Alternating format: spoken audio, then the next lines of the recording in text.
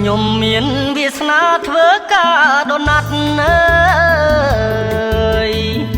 ជាគុណសម្បត្តិកំចាត់ភាពក្រងអើយ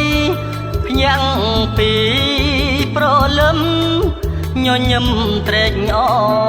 គ្មានក្តីវឹកវរការងារសុចរិត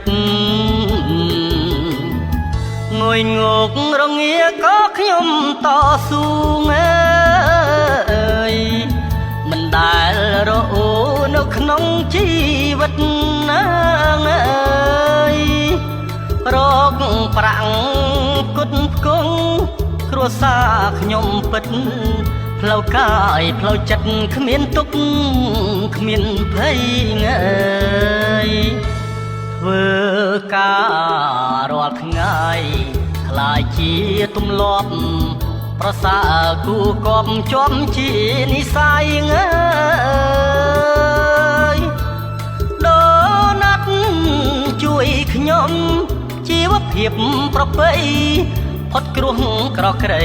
ដោយសារដូណាត់សូមច្រៀងផ្ដែផ្ដាំដល់អស់មហាជនអើ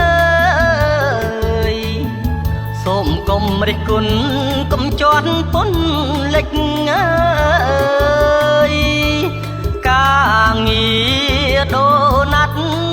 កាត់មាសកាត់ពេជ្រខ្ញុំចាំមិនភ្លេចដូណាត់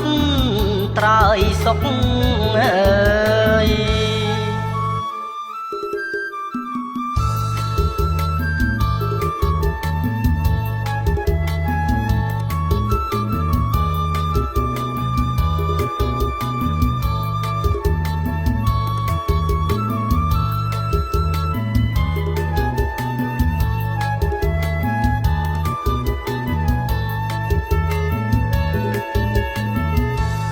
ធ្វើការរាល់ថ្ងៃ